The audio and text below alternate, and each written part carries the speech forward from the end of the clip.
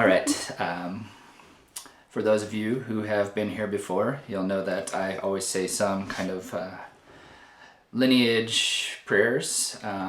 It's a kind of traditional thing that a lot of Buddhist teachers will do in the Tibetan tradition, kind of calling out to the masters of the past, kind of seeking their inspiration, and you could even say permission to teach. So I'll do that and then we'll get started.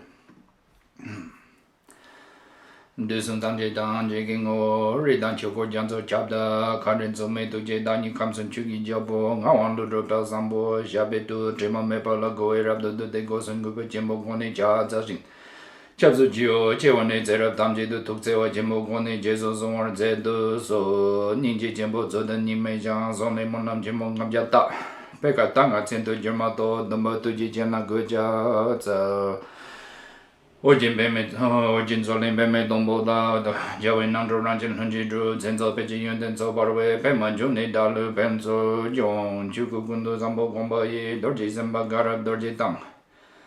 Shirizing a party gin of the Damajun Dada Duzunji, Zojin Jubi Lamala Zova, the Ganri to Garinjin Yimbego, Yuden Kunjangawa Jeta, the Nimbo Dunzi Bebe Najopa, Kunjin Chuki Jabola Zova, the Sheja Kunjin Rola Jiti Terime was a Yandro to Terzu, was a Longin Nankin Najopa. Jimmy Limbe Shabla Sova, the Ridon Jamujun Jinable. Gombe Lonne Bobe Terjedro, Londo Judu Janson Ancho, Mipam Jambe Yana Sova, the Omen Juji Inge Potrane, Duzan Sanjay Kungingoni. Ranson Chukungun Donze, Zawin Lame Shabla Sova, the Nelo Topo Chor Chinjilo, Daso Joelo Nachula Jur.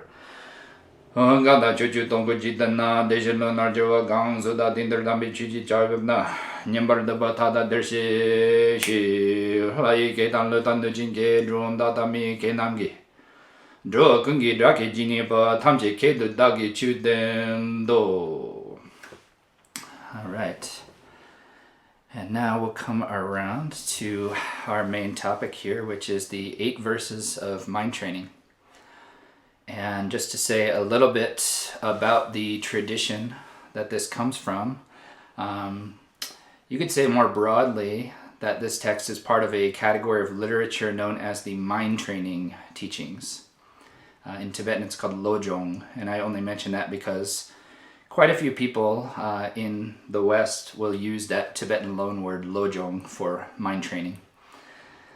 So, what these mind training texts are primarily, they're almost all kind of, you could say generally methods for training in bodhicitta or generating bodhicitta, enhancing bodhicitta, the practices of a bodhisattva, you could say. And this attitude of bodhicitta is something that in the Mahayana Buddhist tradition and the Tibetan Buddhist tradition, you could say all of the traditions of Tibetan Buddhism, including our own tradition, are from the Mahayana tradition, and the heart of that is this attitude of bodhicitta, which is to think, to start with the attitude, I guess you would say, of wishing to free all beings from suffering and bring them to the state of enlightenment. And we would normally encourage everyone to generate that as their motivation to listen to these teachings. So if you feel so inclined, then I would encourage you to think in your mind, I'm going to listen to these teachings and put them into practice so that I may be able to not only free myself from suffering, but free all beings from suffering and bring them to the ultimate state of enlightenment. And with that, we'll get started into this main topic here. So the 8 verses of mind training is a text written by a teacher named Langri Tangpa. Geshe Langri Tangpa. Geshe means, in some context, means spiritual friend, but generally it's more of a title of a teacher. It means, a dharma teacher, but a title of a dharma teacher. These days, in the Gelugpa tradition of Tibetan Buddhism, it is a more formalized title. So Langri Tangpa was one of the main disciples of another Geshe, another Lama named Potawa, who was one of the main students of Atisha. And sorry if all of these names are foreign to you, but Atisha is a really important teacher who came to Tibet and really spread these mind training teachings and helped, you could say, reform the Tibetan tradition at a time when it was a little bit mixed up. There was a period after the initial spread of Buddhism that, there was maybe some confusion about how to implement the teachings, and a bit of confusion in the monastic practices and so forth. And Atisha is always considered really instrumental in the history of Tibetan Buddhism for coming into Tibet and spreading a lot of these mind training traditions from India, and helping to kind of restructure, you could say, some of the traditions that had fallen into decline. So he's a really important figure that gets talked about a lot. Also, you could say maybe one of the founders of what we call stages of the path literature. He has a text called The Lamp of the Path to Enlightenment, which was one of the first, you could say, stages of the path texts, where we have after that some famous ones like Tsongkhapa's Great Stages of the Path to Enlightenment, or the shorter version like the Three Principal Aspects of the Path. In the Kagyu tradition, the Ornament of Precious Liberation, or sometimes it's known as the Jewel Ornament of Liberation. And in the Nyingma tradition, it's often the texts that we talk about are the Treasury of Precious Qualities and Longchenpa's Resting in the Nature of Mind. At any rate, it's kind of an important field of literature that really gives in one text a simple kind of roadmap to all the key points of Buddhist practice. So Atisha is kind of famous for that. And so this Geshe Langri Tangpa is in that lineage of Atisha. So he was a very serious guy, a very serious practitioner. He was known to be quite stern and a person who didn't smile a lot. And not because he was mean, but because he was, I guess you could say, so serious about his practice and so serious about bodhicitta and so seriously affected by the suffering of sentient beings.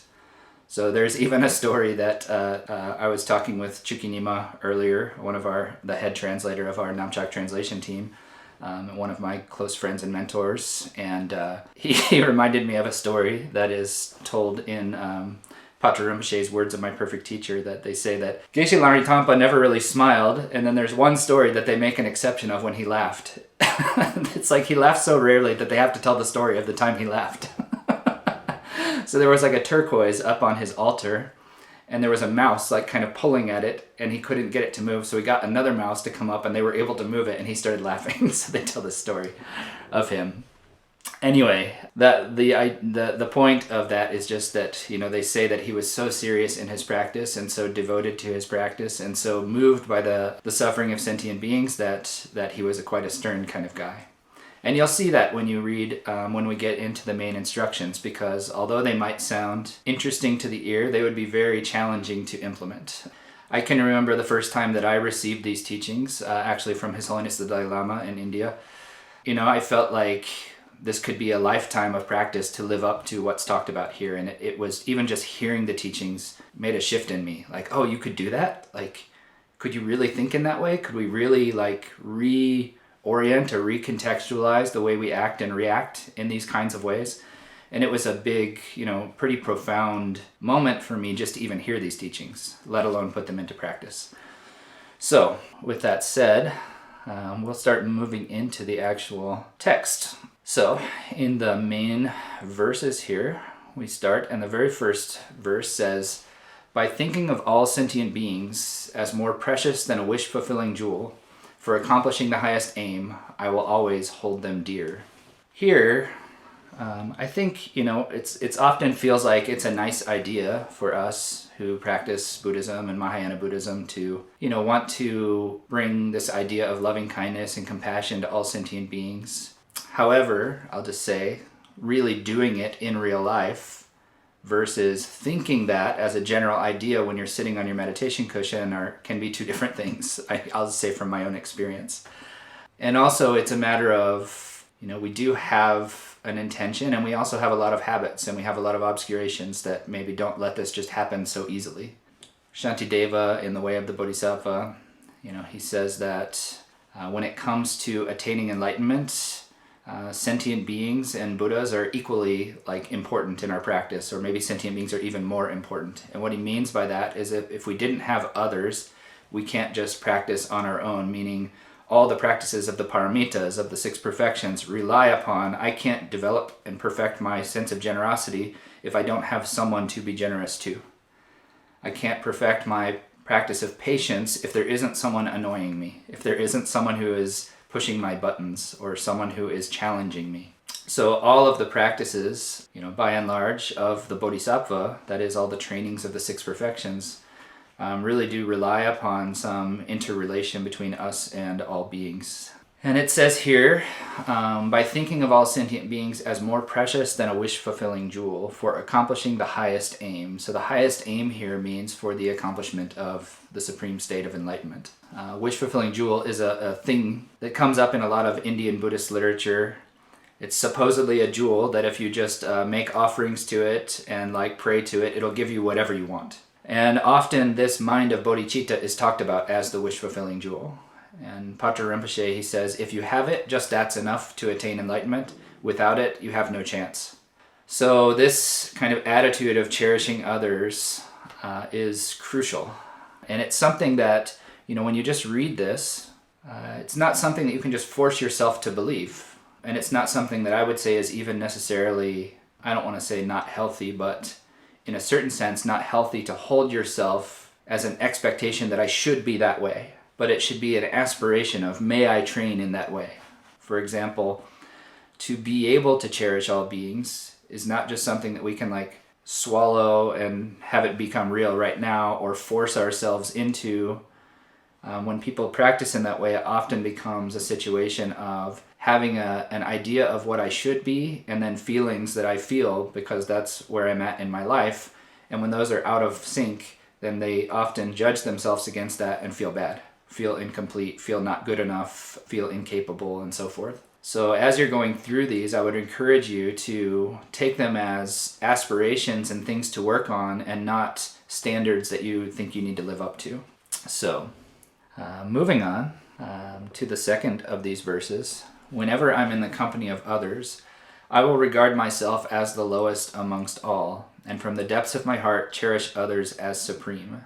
So you'll see some themes in some of these. A couple of these have some kind of overlapping themes, but you'll see also that these are kind of serious trainings for someone who is very much on the path to enlightenment and wanting to enhance their practice of bodhicitta.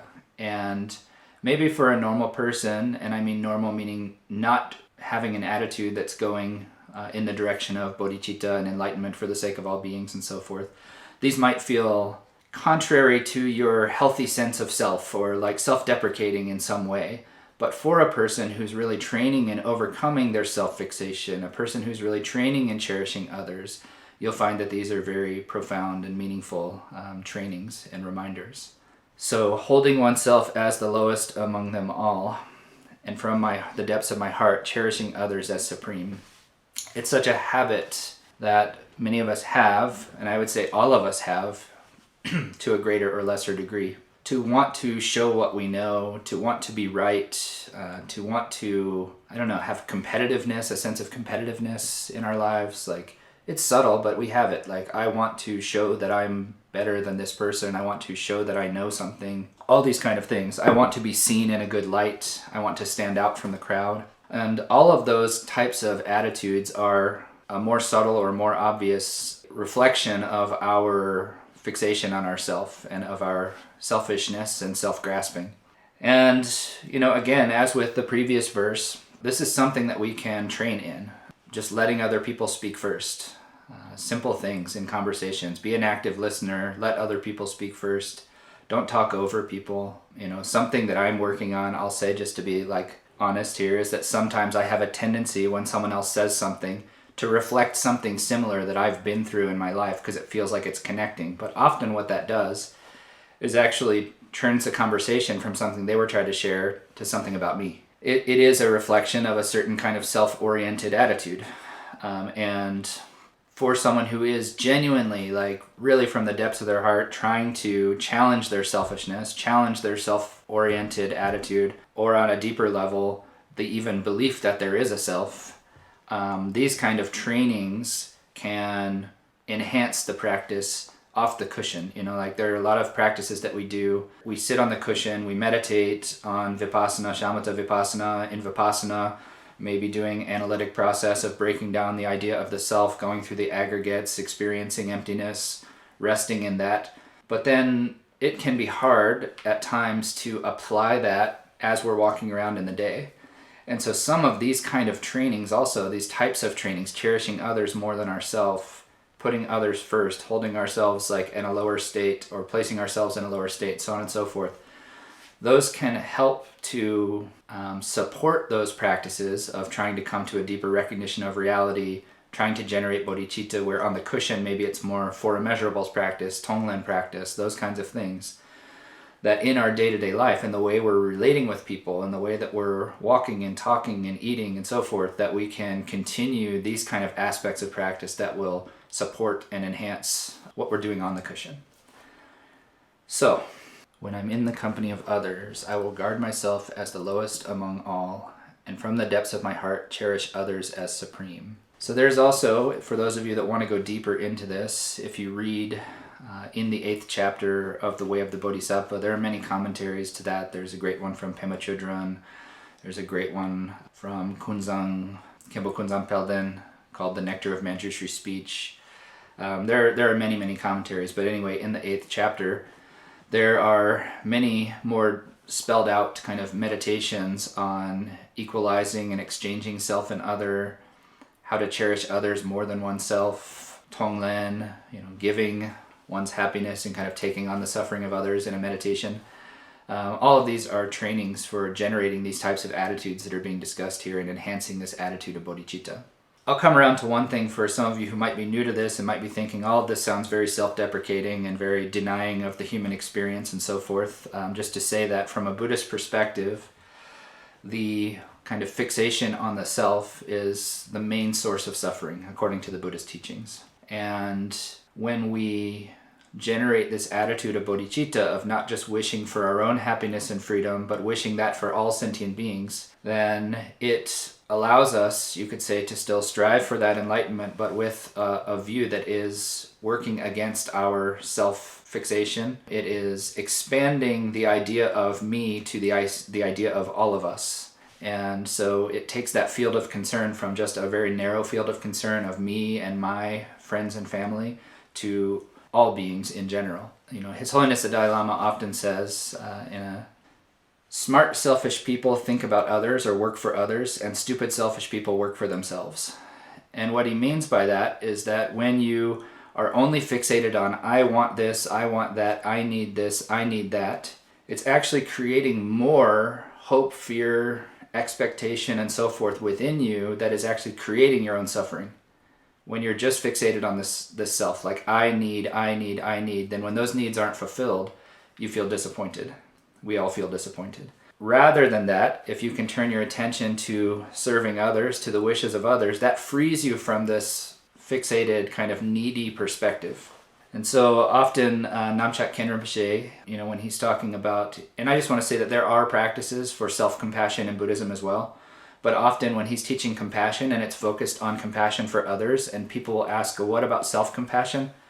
Sometimes he'll teach a full-on self-compassion practice, but oftentimes he'll say, every time you sit on the cushion and meditate, that's an act of self-compassion. You are doing that, and when you do that, you are freeing yourself from suffering. You are taking yourself closer to or further down the path to liberation, and that itself is like the greatest act of self-compassion you could do. So, coming back to the main topic here, I'll go on to the 3rd verse. And that 3rd verse reads, in my every action, I will watch my mind, and the moment destructive emotions arise, I will confront them strongly and avert them, since they will hurt both me and others. This is very much connected to meditation and taking meditation off the cushion. What I mean by that is that these qualities of being able to even notice that destructive emotions arise and the skills that you need to be able to avert them are things that you have to learn through meditation. Generally, I would say most people need to learn them while meditating on the cushion, get used to them, get skillful with them, and then you'll be able to start to apply them throughout the day, throughout your life, when you're not just sitting on your meditation cushion. And the qualities that they're talking about here first are often developed through a practice called shamatha, or calm abiding, which is a practice of trying to, you could say, still the mind or focus the mind. But what you'll find when you start doing that practice is that you will start to be able to notice your thoughts in a way that you weren't able to before.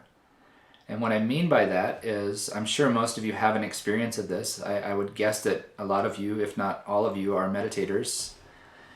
And that when you start meditating in the very early stages, it's like you are your thoughts. So you don't really, there isn't a separation between like me noticing my thoughts. They're just like when a thought happens, it's like there's only one thing happening, and that's like me in my thoughts. And as you start meditating, there becomes like an ability to kind of be an observer and seeing your thoughts as something that's happening instead of I am my thoughts. Does that make sense? And so when you start to develop that capacity, then that's when you can start to apply what's being said here. The moment destructive emotions arise, I will confront them strongly and avert them. So there are many, many ways to avert emotions, and I'm going to talk about a few different ways, and I will also talk about maybe why even the word emotion, and are all emotions bad and need to be averted, and so forth. Let's talk about those topics for a moment. So ways to quote-unquote avert are in a shamatha context, a calm abiding context. When thoughts come up, you just recenter your mind on the object that you were focusing upon. For example, you might focus upon an image of the Buddha. You might do a more formless practice where you're just kind of looking at your mind with your mind. There are many different ways, focusing on the breath. And as you're doing one of those things and you have a focus, thoughts will probably keep coming up. There will be moments of calm, moments of spaciousness, but throughout that there will be some thoughts that come up, and sometimes those thoughts need to be, or those thoughts are powerful enough to fully pull you out of your practice. And so in a shamatha context, you just recenter. When you notice those thoughts, then you come back to your main object, and that's the way to quote-unquote avert those thoughts. In a vipassana context, lastly, before a vipassana context, let's just say another kind of antidotes context. So there are, for example, if you're having a lot of thoughts of anger or animosity towards a particular person, you can work with that's its opposite. So you can meditate on loving kindness for that person. And that might look like thinking of that person in the space in front of you, and then trying to recognize first that they're equal to you and that they just want to be happy and they don't want to suffer. And then from that perspective, then try to imagine wishing them or even sending them happiness and all the causes of happiness, and try to challenge that thought of anger or frustration with the thought of love. Similarly, if you're feeling jealous or competitive with another person, then you could meditate on rejoicing and joy for that person, meaning that when you see the thing that you feel jealous of, just wish for them to have that in ever more abundantly than they have it now, whether that's wealth or a partner that you liked or whatever the case may be, but to really feel happy for them that they have that thing, and try to challenge the thought of jealousy or envy with the thought of rejoicing that they have such abundance, or that they have such wealth, or that they have such love in their life. And again, just want to remind you that this is, for a person who has not turned their mind towards these kinds of more radical Dharma teachings, your emotions feel like part of your life and part of your personality and who you are, and this can feel like maybe a little bit jarring to hear these kind of things, but as you start to go down this path and start to see what's more solid, what's helpful and harmful from an emotional perspective, from an action and conduct perspective, then some of these topics might make more sense and not feel as like kind of harsh or something like that. And I just mean to say this because there may be some beginners in the space here that feel like this is kind of harsh towards the human experience or something like that. So I want to say that this isn't these kind of teachings were not taught for the purpose of demeaning your human experience, but for bringing us to a state of more peace, of more wisdom, of more compassion, and so forth. Now, from a vipassana perspective, insight perspective, then all of these kinds of destructive emotions and so forth, from the perspective of ultimate reality, they are seen to not exist inherently, not exist in and of themselves. In the Buddhist teachings, we would use the label that they are empty, or they are emptiness. And what that means is that when we react to something with an emotional response, we only react with those types of responses because, according to Buddhism, we are misapprehending what's actually there in front of us. We are seeing something there as if it inherently existed, meaning that it exists in and of itself. Like when I see someone who is treating me badly in my perspective and being cruel to me or being cruel to someone else, I think that person is an asshole, something like that. And I don't see the spectrum of interdependent causes and conditions that create their experience and who they are and why they are doing what they're doing. I just fixate on them as if they are this one thing that really exists in the way it's appearing to my mind. And actually nothing exists in that way. Nothing at all. And that is the perspective of these teachings on the ultimate truth, the teachings of emptiness, and the perspective of Vipassana meditation, at least in our Tibetan Mahayana Buddhist tradition, is to try to see that anything that appears in front of you is actually an interdependent phenomena, that it does not exist in and of itself, and it does not exist permanently or singularly. And so there are various different types of meditations using some kind of analytic process sometimes non-analytic, but often analytic in the beginning, to break down what you're seeing to see if it actually exists in the way that it's appearing to you. So a way of speaking in Buddhism is that the way it's appearing to me is out of sync with the way it actually is. And when that happens, then we have a belief that that thing is somehow quote-unquote real, and we feel justified with the emotional response. But if we really investigate, we'll find that the thing that triggered that emotional response wasn't real in the way that we thought it was. The emotional response itself, we can look at that as well. We don't just have to look at the object, we can look directly at the mind as it's arising, that isn't real in and of itself. Because also when anger arises, that feels very real. Not just the trigger of anger, like the external situation.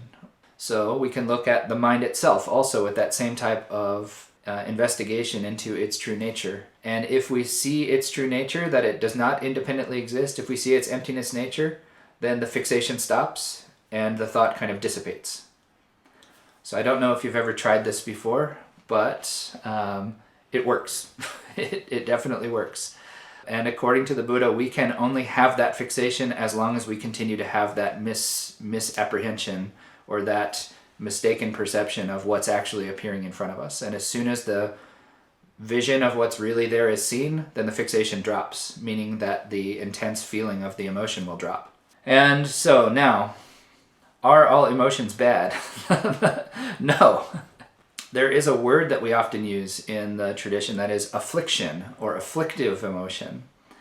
And so, like, for example, according to the Buddha's teachings, especially from what we call the third turning of the wheel, which are teachings about the Buddha nature, in all of those teachings they say that loving kindness, compassion, wisdom, all of these qualities are inherent within the very nature of our minds, that they are, no matter how much you purify and come to a genuine experience of reality, those continue to shine forth. This kind of wisdom, clarity, compassion, loving kindness. We don't become like a blacked out rock.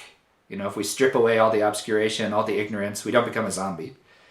And I think many of you who have spent some time with some genuine spiritual teachers, you'll find that they are funny, reactive, loving, kind, wise, fun to be around. They're not like dull, like spaced out, non-reactive vegetables or something. They are very much like and I would like to think that as we work towards our own, spiritual progress, that what happens, and this is what the teachings say, is that the afflictive aspect of those emotions, it starts to get purified away, meaning our fixation, our hope and fear, the expectation that often comes along with our loving kindness and compassion and so forth gets stripped away, meaning that what we're left with is just an ever more pure experience of those states, and not that they are completely removed.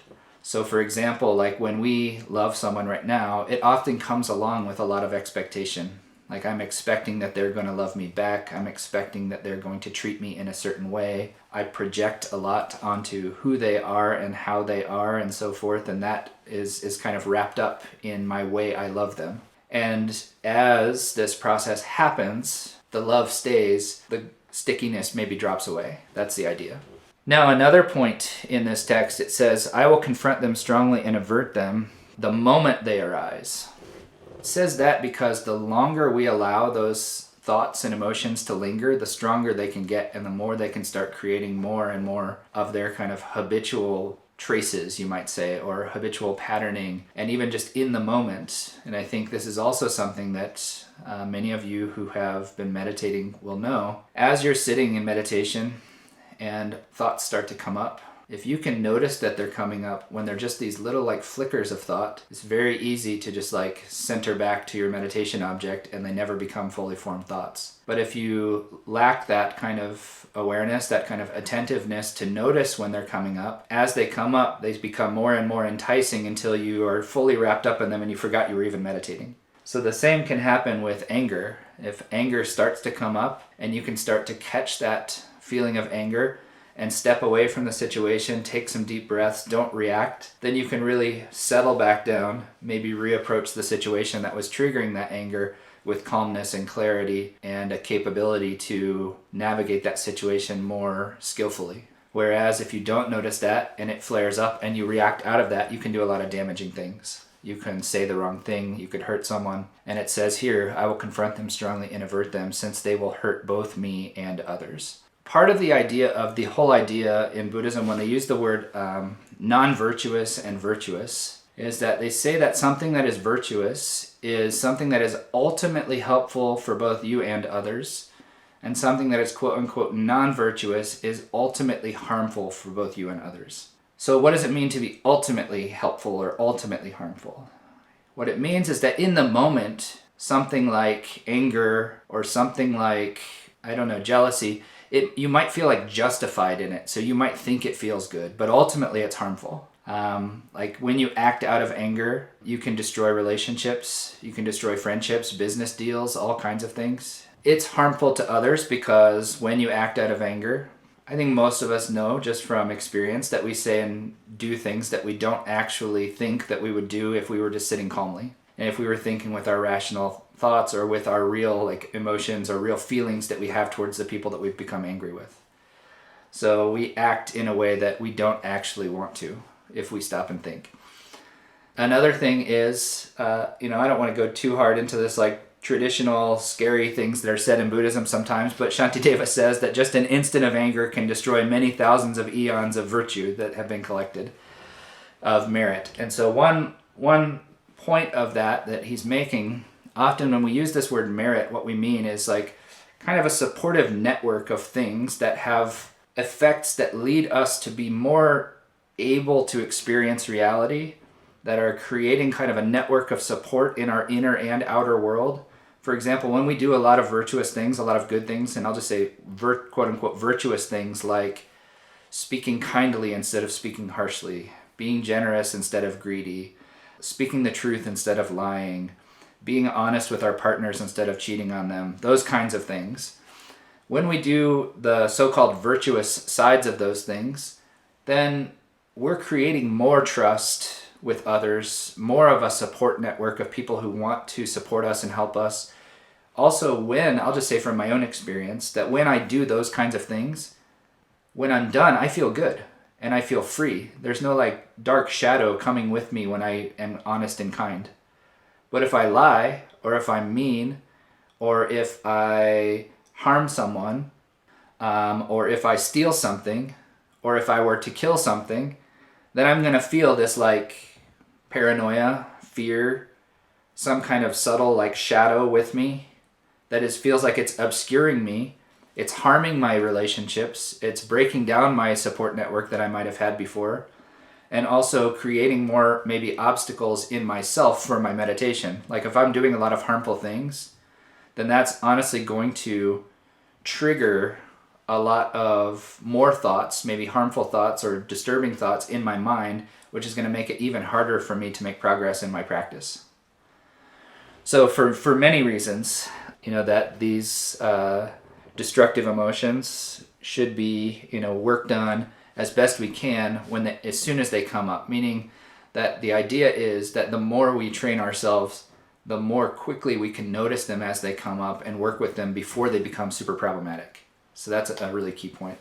I saw one question come up in the chat that's like very much in the moment right now. So, can honesty hurt others? Yes. And that's why, at least in the Bodhisattva level of teachings, there are a lot of, like in the Tibetan tradition, Buddhist ethics becomes a little bit complicated, because if the ultimate goal is not to harm others, then just saying something honestly just because it's honest isn't necessarily a virtue. So there's some like complicated things in Buddhism. Like, for example, let's just say that someone was coming along. I know that some other person is in this shop, and they come to me, where is that guy? I'm going to fight him, I'm going to beat him up, or I'm going to kill him, or whatever. And I lie. I say, oh yeah, he went to that place down the street the other way. I lie to misdirect them. It's a lie. You know, from one perspective, if you're only taking like virtue, non-virtue as a black and white kind of situation, then that would seem non-virtuous. But from another perspective, from a higher perspective, it's virtuous because I'm protecting life. So it's not as cut and dry as you might initially think when I just say, oh, lying's bad and being honest is good. So you have to be skillful within that. And this isn't really the time to get into all those intricacies, but if you want to, there's a lot to learn about some of the intricacies of Buddhist ethics. But the general idea is that generally when you lie, it is breaking trust and creating a bad habit within yourself. But there are exceptions, as in the example I just gave. All right, so next, fourth, whenever I see ill-natured beings or those overwhelmed by heavy misdeeds or suffering, I will cherish them as something rare, as though I found a priceless treasure. This is another piece that maybe is another layer of our training in extending our loving kindness and compassion to all beings, and not just beings that seem nice or that seem like people who do good things. And this is a challenge for a lot of people when they first hear the teachings on bodhicitta and teachings on the four immeasurables and wanting to be kind and spread loving kindness and compassion to all beings. It's like, well, it's easy to do that for people who are nice and who are doing things that seem, helpful and kind in the world. And it's hard to do that to share that same loving kindness and compassion for people who are doing harm in the world, people who are maybe creating wars or oppression or other kinds of political oppression and so forth.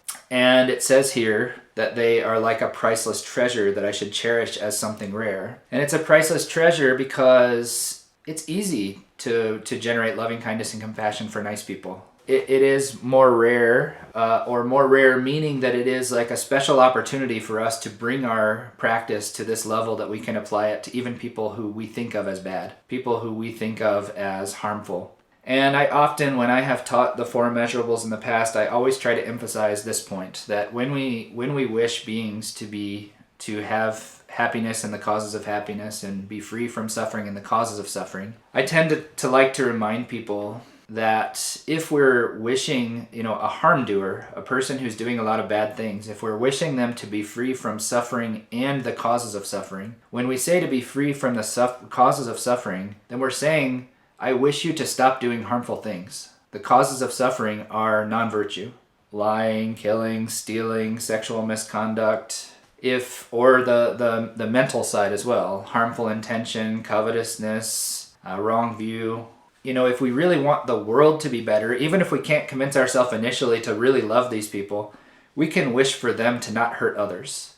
And with that prayer, it's like, may you be free of suffering and the causes of suffering. May you find happiness and the causes of happiness. The causes of happiness are virtues. So may you begin to be honest, kind, protect life rather than taking life, be generous rather than stealing, be honest rather than lying. So it's really another aspect and another challenge, another step forward in the journey of someone starting to practice this Mahayana path, the path of bodhicitta, to really challenge yourself to extend these practices of loving kindness and compassion even to the people who, in your ordinary worldly mind, you feel like are the worst people in the world, the people that you think are perpetrators of violence, perpetrators of genocide, whatever you might think of. At least in the ultimate kind of level of training, there's no one who should ever be exempt from this aspiration of bodhicitta. And that's a challenge. And again, I don't want anyone to think that you just judge yourself against that and, I still have feelings of hatred towards people, I can't do this, or this is wrong, or that's not the point. The point is that ultimately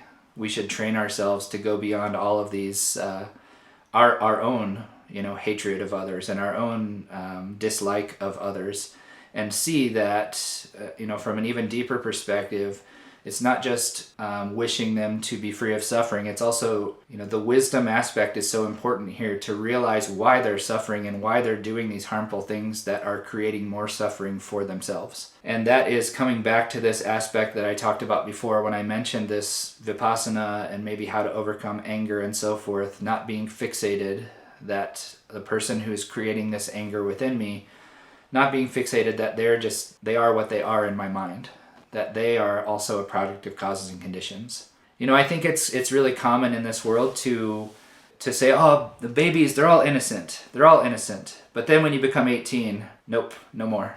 You should know better. But if everyone was innocent when they were a baby, then everyone is actually like in their life, they're being conditioned. And I don't want to say that there's no free will and there is no choice or anything like that. But everyone is a product of conditions. And the people who are doing this crazy stuff in the world, harmful things in the world, are also a product of conditions. This isn't like a get out of jail free card. It's the point of this is for us to be free of our own anger and to see them through wisdom and see that they are not what we think they are. Go beyond our concepts of them, to seek freedom, to be able to expand that love and kindness and compassion to them, but also to free ourselves from the kind of entanglement of bitterness and hostility and so forth that we feel. So all of that is interrelated. So there's one perspective of, bodhicitta and this kind of compassion practice that comes from trying to maybe like convince yourself that all beings deserve loving kindness and compassion from a perspective that, everyone wants happiness, no one wants to suffer. From a multiple lifetimes perspective, if you believe in this idea of infinite past and future lives, the Buddhist tradition will tell you everyone has been your mother or your father in a past life, and therefore, it's just a matter of trying to remember their kindness, that in that lifetime they did that. In this lifetime, maybe they're in a different position to us, but that we should still try to see them with a wish to help them get out of their suffering, help them stop harming others, help them find loving kindness and happiness, help them find enlightenment, and so forth. So it is a radical perspective on the world, to bring loving kindness and compassion to all beings without bias.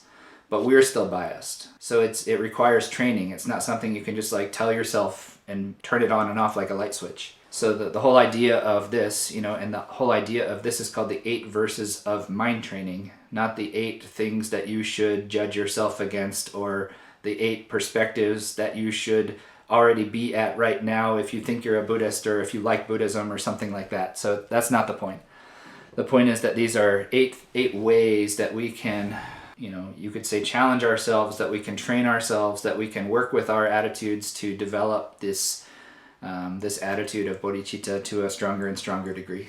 Whenever someone out of envy, this is number 5, whenever someone out of envy does me wrong by attacking or belittling me, I will take defeat upon myself and give the victory to others. Here's another good challenge. I think all of us want to be right to some extent. We want to be right. And especially when it seems that the source of the so-called attack is unjust. It might be easier if it's just, if they're right in criticizing us or something. Even then, it's not easy. No one likes to be criticized. But in some of the mind training texts, they often say, first when you're criticized, check to see if it's true or not. Like really stop and look. Stop and look inside yourself. Also in some of the mind training texts, in the way of the Bodhisattva and so forth, when you're triggered to anger or you trigger your ego when someone challenges you, they say that the source of that isn't out there. Because if you didn't have the seed for that reaction in you, it wouldn't have happened. And you can see that if you see 2 different people and they're experiencing the same kind of attack, but they'll react in completely different ways. That proves that the cause of our reaction is not primarily in the object of that emotional reaction, but it's actually within us. It's up to us to work on our way that we react, not expect others to change. And again, I just want to reinforce that this is from the perspective of someone who really wants to radically challenge themselves to generate bodhicitta in radical ways. I just want to reinforce that. Okay? So one time I was in Dharamsala, India, and I was receiving teachings about the 37 practices of the Bodhisattvas. And that text is also a pretty radical text. There are some radical kind of ways of training in that. And I was sitting with a friend, and she like pointed at one of the verses, and she said, "Can you really do that?" Like, could you, to me, like asking me like as a challenge, "Do you think you can really?" I was like, "I don't know, but I'll try." You know? But it's radical. Really is. Some of these statements and some of these ways of training are pretty radical. But I would say that I have found a lot of help from this current one, number 5.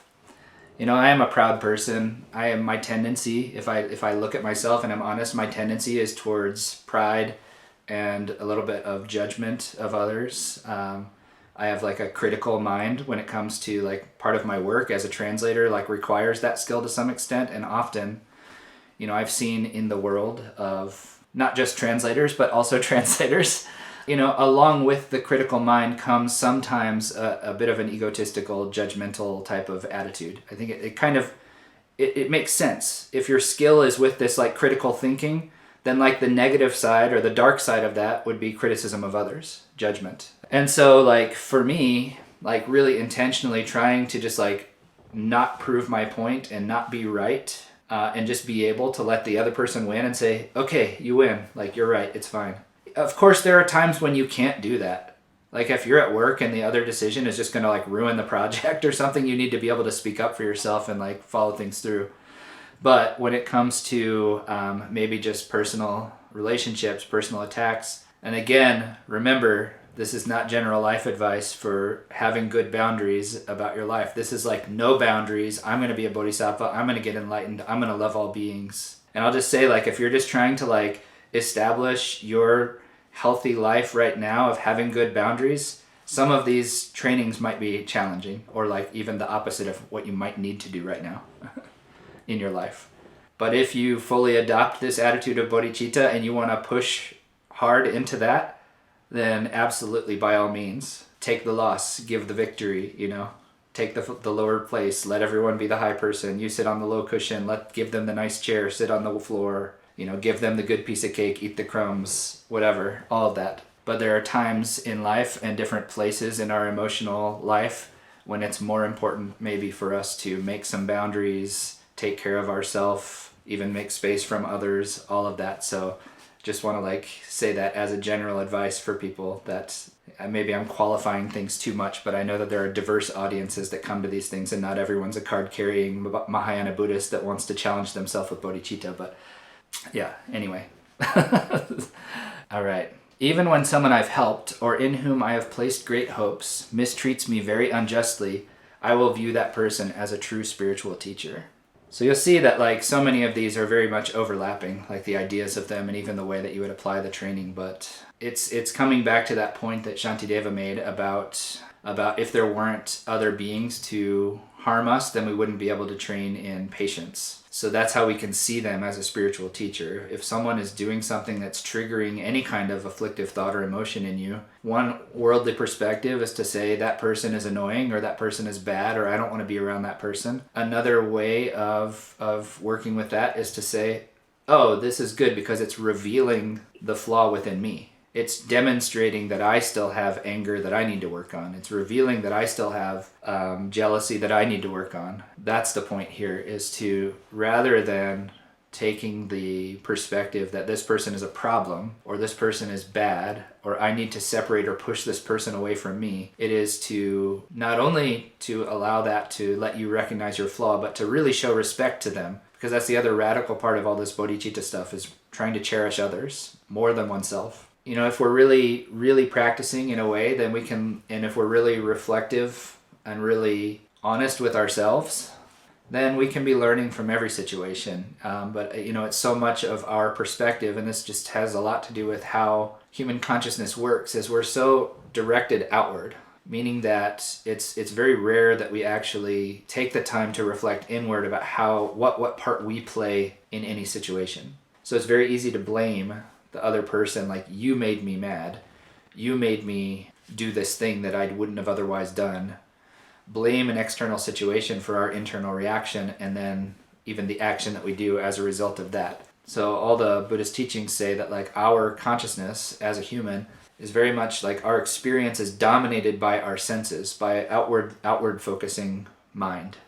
So that our even our thinking mind is very much focused on other situations, not really self-reflexive or self-reflective. And so we're often always thinking about others, looking at others, hearing things that are out there, seeing them, thinking about them, and then thinking that they create the situations within us. And so what all of these teachings are talking about often is, what is my role in this, and how can I train myself in a different way to see things differently and to act differently, to react differently, to learn something from these situations. That's the recurring theme through all of these kind of mind training teachings, is that there's, a different way to take on any situation than our default way. And also I would really recommend reading any of the commentaries about the way of the Bodhisattva on the chapter about patience. There's a lot of radical teachings in that, also about how to overcome anger, which is one of the most destructive emotions. So in brief, directly or indirectly, I will offer help and happiness to all my mothers and secretly take upon myself all their hurt and suffering. Again, he uses this language that I just talked about a little bit when he says, all my mothers. That is this Mahayana Buddhist perspective, which comes from that perspective of the infinite lifetimes, that all sentient beings at some point in time have been my mother. If you don't believe in infinite past and future lives, this logic is maybe a little bit not effective for you. But if you do, and you do actually sit and think about infinity, which is a very bizarre thing to think about, then it does follow that all sentient beings have at some point been our parents. And it's from that perspective that the Buddha and a lot of the Mahayana Buddhist teachings, they will kind of try to encourage us to want to help others in the first place, because often that's the first hurdle, is in the whole idea of bodhicitta is, well, why should I care about other people? Why are all sentient beings deserving of my compassion, deserving of happiness, and so forth? And so one of these pieces of logic is because they've all been your mother. But I understand that for many people, that logic might not fly, or might not land, you might say, for you, might not hit the mark. From another perspective, I think that the source for this kind of sense of equanimity might come more from two perspectives. One, that everyone, no matter what they're doing, and it might not look this way, but they're doing what they're doing because they think it's going to make them happy. So Shantideva as well, in the way of the Bodhisattva, he says, all beings want to be happy and no one wants to suffer, but because they don't understand what's going to make them happy and what's going to make them suffer, they don't understand the causes of happiness and the causes of sufferings, they say that they destroy their own happiness as if it was their own enemy. So an example is, I think that stealing this thing is going to make me happy, but then I get caught and then I have to go through all this punishment. I think that cheating on my partner is going to make me happy because the sexual fulfillment or whatever is going to be good, but then it destroys the trust, destroys my relationship, sends me into a pit of depression for 6 months or whatever. So on and so forth. Everyone is doing things that they think are going to make them happy, but because they're ignorant of what's going to make them happy and what's actually going to make them suffer, then they're creating all kinds of problems for themselves and others. And then to go one step further, it is to see that people are not solid, independent, permanent, fixed entities, but that they are themselves interdependent, conditioned beings, which came into being because of all kinds of causes and conditions that we could never imagine, but our way that we fixate on them, which triggers these feelings of biases, of like and dislike, is to feel like they are somehow singular, permanent, and independent. And that is its own whole topic in Buddhism, these kind of insight teachings of vipassana and emptiness, but it is a very profound place to find this state of equanimity. And maybe in the West, because we have such a more you might say logical and scientific education system, that people in the West are followers of logic when it comes to Buddhism. In the East, it's a lot easier just to say, everyone's been your mother, and people will just believe it and run with it, and it works really well for them. And for some of us, it might. And if it does, by all means, it could be very effective for you. But, the Buddha said many times that his path is the path of logic, the path of insight. He said in a famous quote, just like a goldsmith would cut, rub, and burn gold to prove its kind of authenticity, that you should also examine my teachings and only then accept them, but not out of respect for me. And so it's really important in all of these kind of teachings to really check them out, really try to apply them, inspect them, and see if they work. But just to accept the kind of like blindly, there have been past and future lives infinitely, and that everyone's been your mother.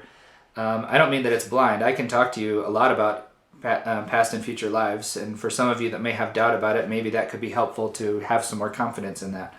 That's not my point, though. It's just that, like, if you don't already have that, there are other ways through this kind of like breakdown of reality, breakdown of our seeming reality, which is the source of these biased attitudes of like and dislike and so forth, that can be very effective, I think, especially for some people in the West who don't have the cultural automatic kind of belief in reincarnation.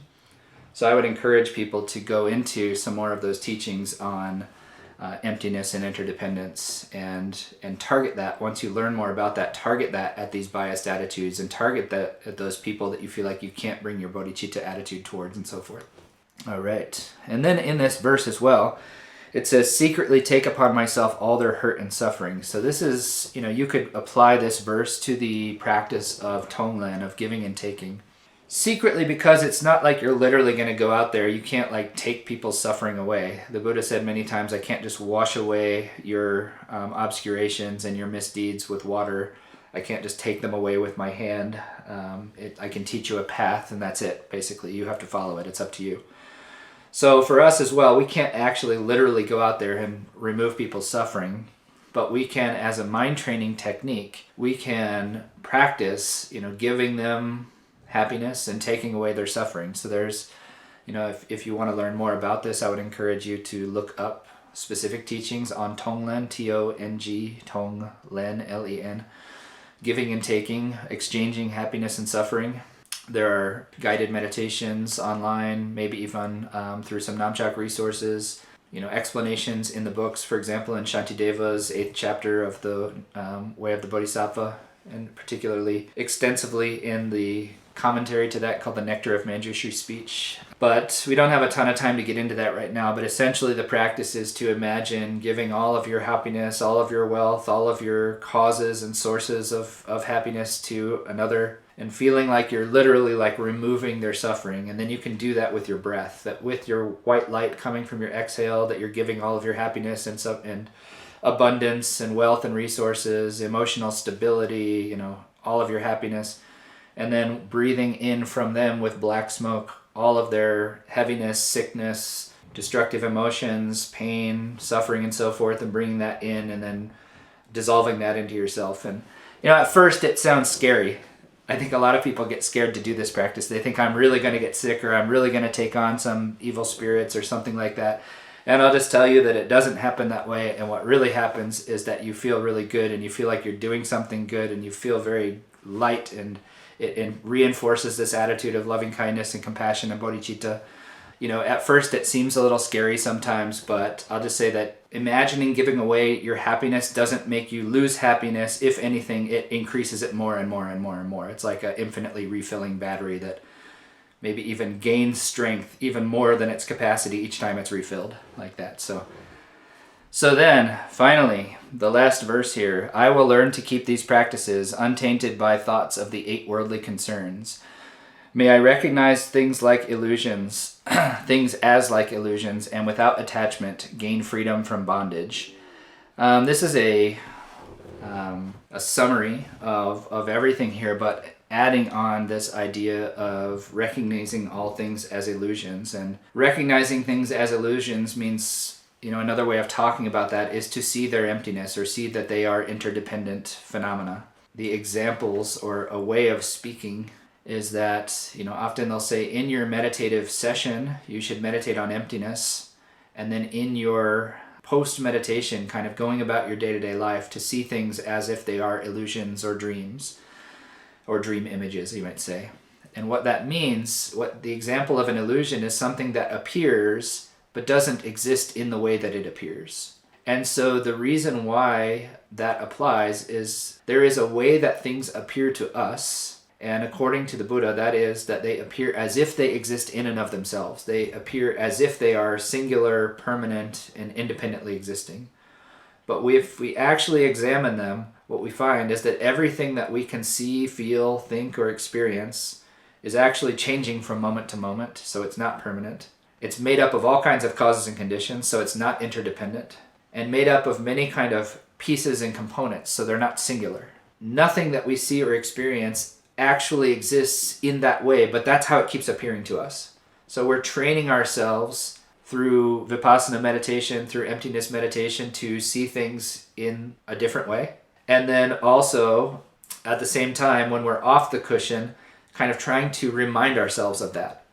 And at a certain point, those might catch up, where the meditation becomes powerful enough that you keep seeing that even when you're off the cushion, and you don't need to try to tell yourself that they're illusions or something like that. And even that can be a bit of a slippery slope, telling yourself that nothing's real and that kind of thing. We'll talk about that in a second, but I want to talk about this thing. There's a quote which says, "Untainted by thoughts of the 8 worldly concerns." So the 8 worldly concerns are hope for happiness and fear of suffering, hope for fame and fear of insignificance, hope for praise and fear of blame, and hope for gain and fear of loss. So these are the 8 worldly concerns. So on the positive side, we have hope for happiness, hope for fame, hope for praise, and hope for gain.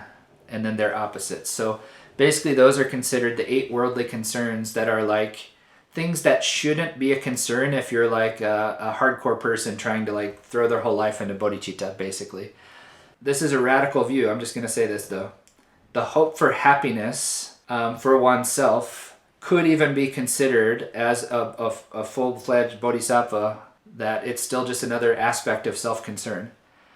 And as someone first begins their path of practice, this is why all of these stages of the path literature, for the most part, they begin with teachings which are actually self-centered, in the sense that when you first start the practice, I'll say that most people that start into Buddhism or even any spiritual practice, but I'll just say Buddhism in general, start not because they're already perfectly happy and fulfilled and everything's perfect. It's because they feel some kind of longing towards some kind of deeper spiritual truth, or they have some kind of suffering or discomfort within themselves that they're trying to resolve or overcome. And that is a perfectly valid, authentic way to begin practice, with that attitude.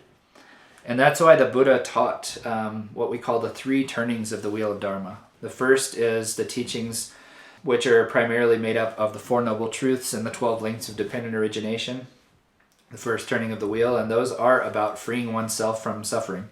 And then in the second turning of the wheel of Dharma, he taught about this idea of bodhicitta, and more of the teachings more explicitly about emptiness and so forth. So at any rate, the idea is that some people, right from the very beginning, already feel this call towards bodhicitta. They're like, whatever happens to me, I don't care, I want to free all beings. For a lot of people, it requires some practice in the fundamental teachings of gaining some happiness, gaining some freedom, some experience of freedom from themselves. Then when the experience becomes one with, I feel good now, I feel happy now, I feel full now I can spread that to all sentient beings. And that's a perfectly valid way to approach these teachings. But I just want to reinforce that the current topic right now is that radical jump straight to bodhicitta perspective that has been talked about here. But it is totally valid, totally legit to start with meditating with a wish for happiness, trying to build up slowly this gaining some more insight into reality, gaining some more feelings of freedom, gaining some more feelings of self-confidence and so forth through the practice, loosening the grips of our fixation on ourself, loosening our grips of our fixation on our ideas. And then slowly what happens is that because they start to feel free and happy and strong and comfortable, then the teachings on compassion for all beings and so forth feel suitable, they fit now, they're capable, they where at first it could feel overwhelming, or an expectation that feels above where you're ready to approach or something like that. So I just want people to know that this teaching is from that very radical perspective. And so this idea of the 8 worldly dharmas, this is from a radical perspective, that fearing suffering even, the initial cause for starting the Buddhist path on the fundamental level is fear of suffering, actually. But from this more radical perspective, it's saying you shouldn't even want happiness or be afraid of suffering. But that's a radical perspective that's taking self-interest completely out of the picture and saying, I'm only going to work for the benefit of others. I just want to share that perspective and show that there are other perspectives in Buddhism that are not that hardcore. But for those of you who want to be that hardcore, by all means, perfectly like really trained to be free of the 8 worldly dharmas, drop any kind of wish for happiness, fear of suffering, wish for fame, fear of slander and so forth. Fear of insignificance, hope for praise, fear of blame, hope for gain, fear of loss, all of those. From an ultimate perspective, they are all still aspects or traces or stains, left by the ego. They are the reactions of the ego. So, may I recognize all things as like illusions and without attachment gain freedom from bondage. So I want to talk about the connection here. He says, recognize things as like illusions and without attachment gain freedom from bondage. So there's this whole idea of without attachment in Buddhism. And I think a lot of people think that means you shouldn't be attached to anything. What it really means is that attachment is the cause of suffering, and you can overcome that through certain practices and through a particular view of reality. But again, it's not something that you can just turn off like a light switch, and you can't just decide that I shouldn't have it, therefore I'm not going to have it. So this is what happens a lot of times. There is this self-judgmental kind of self-critical thing that I'm supposed to be not attached, but I'm attached, and then we feel bad about ourselves. And that's not the point. The point is that when you start to see reality more clearly, you'll naturally lose that fixation and attachment. There are things that we can do, of course. Like if we're really attached to social media, we can make a commitment to ourselves to use it less or to put limits on that or whatever. If we're attached to other things that are harmful for us, we can make a promise or a pledge to stop doing them. We can make a commitment, we can make a boundary, whatever. We don't have to wait until our realization of emptiness leads us to be less attached. But ultimately speaking, when it comes to the attachment that is keeping you bound to samsara, you can't just turn it off. It will be abandoned by the power of your meditation on emptiness, by your realization of the ultimate truth. As long as I believe that's, I'm just using this cup as an example, but as long as I believe that anything that appears to my mind is real in the way that I described before, singular, permanent, independently existing, as long as my baseline kind of mind is reacting to things in that way, then I will still be attached to external objects, to myself, to my sense of self. And as I meditate and see more and more clearly that things are actually interdependent, impermanent, neither singular nor plural, beyond concept, then the fixation that was this tight, day to day, year by year, month by month, it just loosens a little bit more and more and more and more and more and more and more and more and more and more and more. And of course, sometimes for some people, in some circumstances, it might go from here to here, but that's not the norm. That's like the 1 in 1,000 superstar of instant realization or something like that, not the place that we should judge ourselves against. Because for most of us, it's going to be a very slow process of releasing attachment, and the releasing of attachment happens by way of seeing the truth. When you see that something isn't real in the way that you thought it was, your grip that was holding onto it because you thought it was that way loosens more and more and more as you become more and more familiar with seeing things in the way that they really are. So that's kind of the process of releasing, quote unquote, releasing attachment, ultimately speaking. The kind of attachment that we talk about as the source of samsara. And other kinds of attachments, like I said before, they can have attachment to alcohol, attachment to certain foods that are unhealthy. We don't have to wait until our meditation on emptiness leads us to let go of them. We can just make some simple boundaries and commitments and promises to ourselves, to our friends, to our doctors, to our teachers, whatever the case may be, to break or reduce some of those kinds of attachments. It's often said that a practitioner should have duchung chokshe, lesser desires or fewer desires and contentment. That's something we can train in, more directly, putting some kind of caps on things like unnecessary, shopping, extravagant food, whatever. We don't need the fanciest things as a practitioner. We also shouldn't deprive ourselves of healthy and nutritious food, The Buddhist way, and often, even the way of Buddha Shakyamuni in his life, was that he went into extreme austerity and found out that that wasn't really the way. That didn't really work. and he found the balance between austerity and abundance. He left the palace, which was this over-the-top abundance. He went into the extreme of austerity, found out that also didn't work, and then found the middle way. And I think the middle way for us is a little different. We're not going to be off begging for food and living in the jungle, but we can find our own version of that in life that can help us to have more contentment, not as extreme of desires or desires for things that we don't actually need. And then keep working at the ultimate kind of goal of chipping away at the attachments and ignorance that keep us bound in samsara through the deeper meditation practices of shamatha, vipassana, onward into all of the more traditional like tantric practices and so forth, if you're so inclined. So yeah, just to sum it up, I think that we can all find some truth in these and some benefit in them, whether we are fully on this bodhisattva path or not.